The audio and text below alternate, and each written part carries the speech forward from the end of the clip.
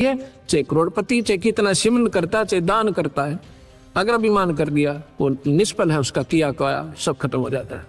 आगे बताते हैं, आपकी बात बड़ी करते हैं सतगुरु, क्योंकि नादान लोग नहीं मानते कि कबीर साहब ने पुल बनवाया था।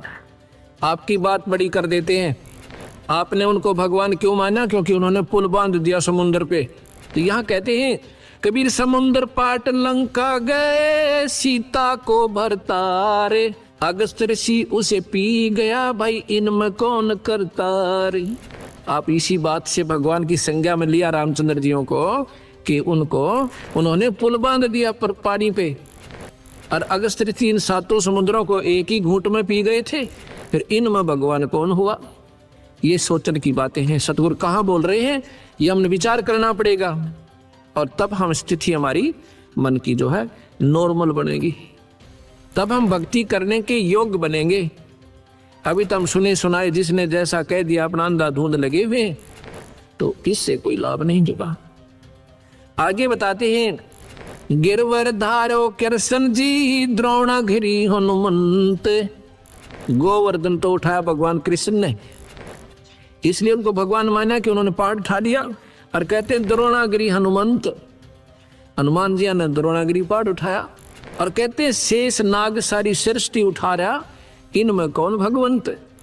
अगर आप ये पहाड़ के ठाल लेने मात्र से उनको भगवान की संज्ञा में लेते हो, भगवान कृष्ण को, तो हनुमान जी ने पहाड़ उठाया द्रोणागिरी, उन्होंने गोवर्धन उठाया था। और तुम्हारे शास्त्र कहते हैं, नादान शास्त्र वो अल्पज्ञ लोग हैं जो कहते हैं कि शेष नाग के ऊपर सारी पृथ्वी धरी है, सारा ब्रह्मांड रखा है।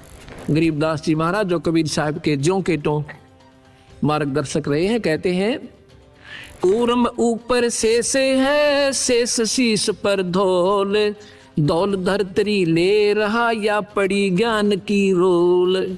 क्या बताते हैं ये अनजान लोग शास्त्रों वाले? कहते हैं नीचे एक कछुआ है, कछुआ कूर्म, उसके ऊपर कहते हैं एक शेष नाग पर है, और शेष के सिर पे एक बैल खड़ा है। बैल के कहते हैं 1.5 सींग है। जब ये पृथ्वी में भूकंप आता था ना, कहते हैं वो अपने सींग को चेंज करता है बैल, और तब ये कंपन आती है, भूकंप आता है। उसका 1.5 सींग है, एक छोटा एक बड़ा बैल का, उस पे रखता है तो कहते भूकंप आता है। और ये सारी ऐसे पृथ्वी रोक रखी है, बंदी छोड़। कहते हैं ये तुम्हारी भूल भुलैया है, अल्प ज्ञान है आपका, ये सही बात नहीं है।